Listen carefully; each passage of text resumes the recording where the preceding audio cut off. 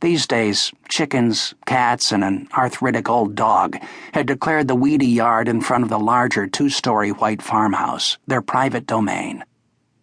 A rusted plow and an old-fashioned refrigerator with the cooling coils on top sat on the edge of the yard, remnants from the farm before it had been deserted by the owners long ago. The enormous garden was in back. They were dutiful about keeping it plentiful. No matter how much pot, acid, and cheap wine filled the night, they were up early to work their land. They'd planted corn, carrots, beets, spinach, lettuce, and cabbage. Using a battered wood-fired stove, they also baked bread. That was another surprise. One of them gave me a slice with strawberry jam on it one day, and damned if it didn't taste good. I snapped off the ignition key and slid out of the new Ford convertible I'd bought after my old Ford ragtop got too expensive to keep fixing up. Or maybe I got it to signal my father, who died 3 years ago, that in my 30s I was finally becoming the man he'd wanted me to be. Now, as I stood under the glowing span of moon and stars, a song by Buffalo Springfield began streaming from the main house. A breeze fresh as a first kiss made me close my eyes for a moment and ride along with it to long-ago summers when my red Ford ragtop and the lovely Pamela Forrest had been my primary concerns.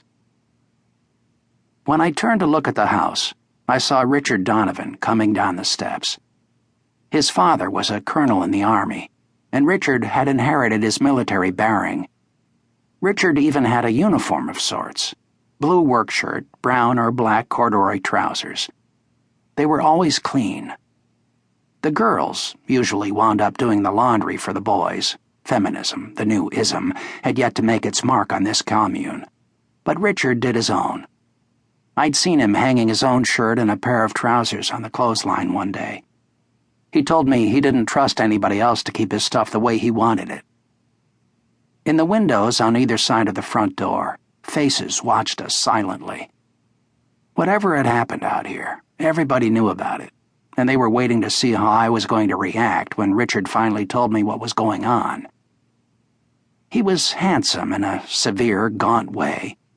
There was something of the Old West in the face, pioneer stock, I suppose, and now anxiety filled the blue eyes and bulged the hinges of his jaw. "We have an audience, Richard. They're scared." "Of what?" "Of what I'm going to show you. They're like little children. If I wasn't here, this place wouldn't exist." Nobody would ever accuse Donovan of being modest, or having a sense of humor. He was the absolute lord and master of this place, as well as the final arbiter. The first few times he paid me to represent him, he didn't seem to have a job, so I wondered where the cash came from. He lectured me on how the country was going to be once the government abdicated and people like him took over. I didn't like him much, and I suspected the feeling was mutual.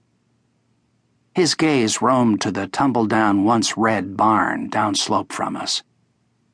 In my high school summers, I detasseled corn, the hottest and hardest work I'd ever done, 8 a.m. to 7 p.m., in temperatures frequently rising to 100. By noon, you'd eaten your weight in bugs. At the end of the day, waiting for the bus to take us day laborers back to town, I'd always throw myself on any amount of hay I could find in the cooling barn and go instantly to sleep. This barn, however, looked as though it might collapse on me while I slept. He nodded in the direction of the lopsided structure and started walking. The ground here was hard and lightly sand-covered. The voices from the watchers grew louder as the music stopped. Some of them were on the porch now. They knew a lot more about what was going on than I did.